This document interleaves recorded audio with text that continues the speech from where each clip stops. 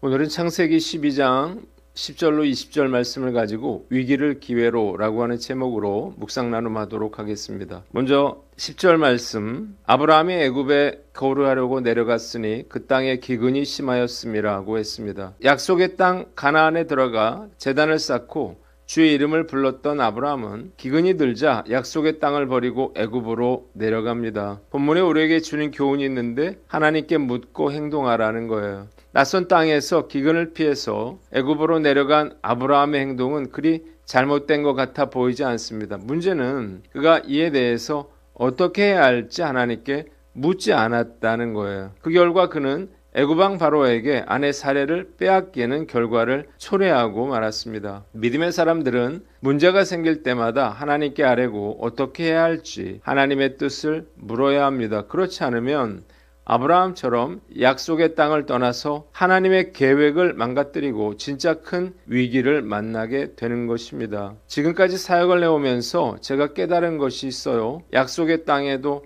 얼마든지 흉년이 들 수 있다는 것입니다. 약속의 땅에도 기근이 올 수 있고 믿는 자에게도 얼마든지 고난과 시련이 찾아올 수 있습니다. 어려움이 생겼다고 해서 경솔하게 행동해서는 안 되죠. 어려움 가운데 주시는 하나님의 뜻이 무엇인지를 고민해보고 지금 내가 하려고 하는 일들이 하나님께서 원하시는 일인지를 놓고 먼저 하나님께 물어야 합니다. 제가 교회를 개척하고 20년을 버틸 수 있었던 이유가 있어요. 내가 지금 있는 곳이 하나님께서 약속하신 땅이라고 하는 확신과 믿음이 있었기 때문입니다. 사실 저도 어려움이 올 때마다 흔들렸고 다른 교회로 떠나고 싶은 유혹도 있었습니다. 그러나 기도할 때마다 하나님은 제가 있을 곳이 바로 하인교회라고 하는 사실을 알게 해주셨고 저는 끝까지 자리를 지켰습니다. 하나님은 기도할 때마다 제가 주님과 동행하고 있다는 확신을 주셨는데 이는 제가 했던 어떤 결정보다 잘한 것이었습니다. 조금 힘들다고 해서 경솔하게 사역이나 직장이나 사업을 중단하지 말고 경제적으로 정서적으로 힘든 일이 일어났다고 해서 쉽게 이혼해서는 안 될 것입니다. 하나님께서 주신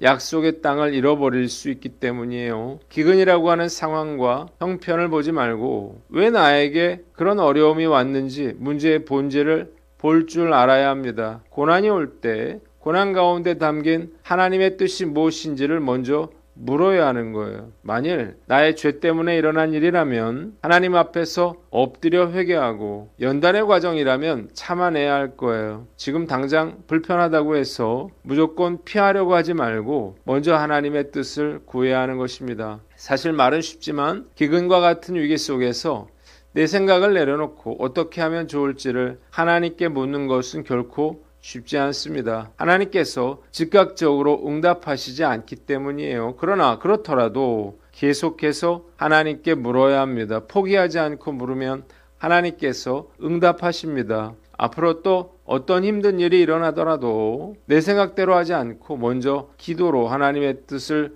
물을 수 있기를 다짐해 봅니다. 두 번째 11절로 16절 말씀인데 13절을 봅니다. 그대는 나의 누이라 하라. 그러면 안전하고 내 목숨이 보존되리라고 했습니다. 아브라함이 애굽에 가까이 이르렀을 때에 아브라함은 아내 사레에게 그녀의 미모 때문에 애굽 사람들이 자신을 죽일까 두렵다면서 아내라고 말하지 말고 누이라고 말하라고 합니다. 그래야 좋은 대접도 받고 목숨도 부지할 수 있을 거라는 거예요. 애굽에 이르자 아브라함의 예상대로 사레의 미모가 화제가 됐고 결국 사레는 애굽왕 바로의 궁전으로 불려 들어갔습니다. 바로는 사레를 취하는 대가로 아브라함에게 많은 가축과 노비를 주어 대접했습니다. 아브라함은 재물을 얻었으나 사레를 통해서 아들을 주시려던 하나님의 계획을 망가뜨리고 말았습니다. 본문이 우리에게 주는 교훈이 있는데 솔직하고 정직하게 말하라는 거예요. 아브라함의 두 번째 실수는 바로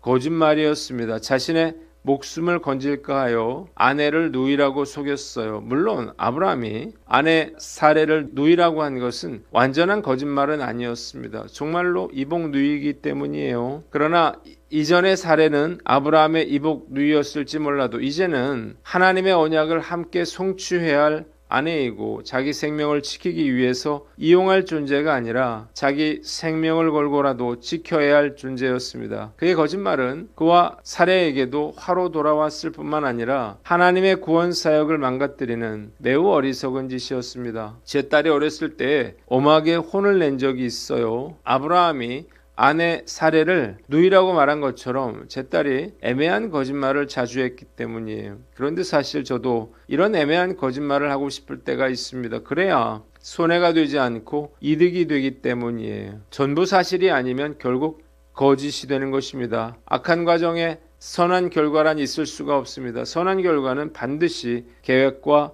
과정도 선해야 하는 것입니다. 하나님께서 우리의 일거수일투족을 보고 계시고 마음을 감찰하고 계십니다. 사람들 보기에는 얼마든지 경건한 척, 의로운 척 할 수 있지만 하나님의 평가는 피할 수가 없어요. 불꽃 같은 눈으로 우리의 마음과 행동을 보고 계시는 거예요. 때문에 나는 하나님 보시기에 얼마나 정직한 사람인지를 늘 점검해야 합니다. 정말 답답한 것은 성도들뿐만 아니라 목사들까지도 그 말과 행위가 정직하지 못하다는 거예요. 뻔뻔하게 거짓말을 하고 불법을 저지르면서도 눈 하나 깜빡하지 않습니다. 말씀을 아는 자라면 어떻게 이럴 수 있는지 정말 궁금해요. 거짓과 불법을 저지르면서 하나님의 축복을 기대할 수는 없습니다. 또한 이런 위선적인 행동들이 하나님의 영광을 가리고 불신자들에게 교회에 대한 부정적인 인식을 심어주게 됩니다. 그래서 요즘 한국교회가 세상 사람들한테 지탄을 받고 조롱과 무시를 당하고 있는 것입니다. 저는 늘 목사답게 살려고 노력하고 있지만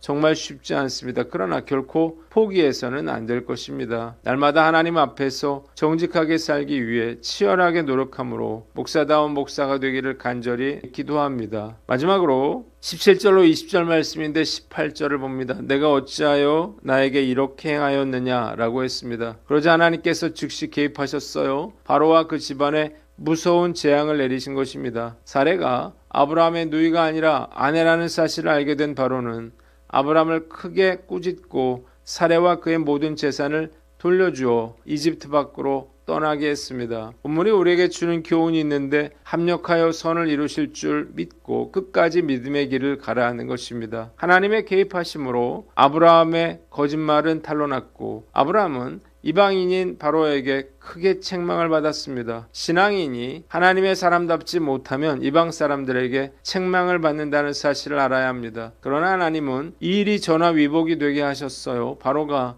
아브라함에게 추방 명령을 내렸지만 아브라함이 애굽에서 나올 때 이전보다 더 많은 소유를 가지고 나오게 하셨기 때문이에요. 하나님은 택한 백성을 버리지 않으십니다. 화가 복이 되게 하시고 다시 믿음의 길을 걸어가게 하십니다. 비록 실수하더라도 성도는 하나님의 자녀로서 복의 근원으로서의 자긍심을 가지고 살아야 합니다. 우리는 실수할 수 있습니다. 그러나 실수가 우리의 믿음의 여정을 중단시키거나 망가뜨릴 수 없다는 사실을 알아야 합니다. 하나님께서 당신의 뜻대로 우리의 삶을 이끌어 가시기 때문이에요. 때문에 실수해서 비난받고 손가락질을 받더라도 위축되고 숨어버리는 것이 아니라 나를 건져주신 하나님의 은혜를 힘입어 다시 약속의 땅으로 발걸음을 옮겨야 하는 것입니다. 지금까지 살아오면서 저도 얼마나 많은 실수를 저질렀는지 모릅니다. 그러나 하나님은 그때마다 제 삶에 개입하셔서 모든 것을 바로잡으시고 모든 것이 합력하여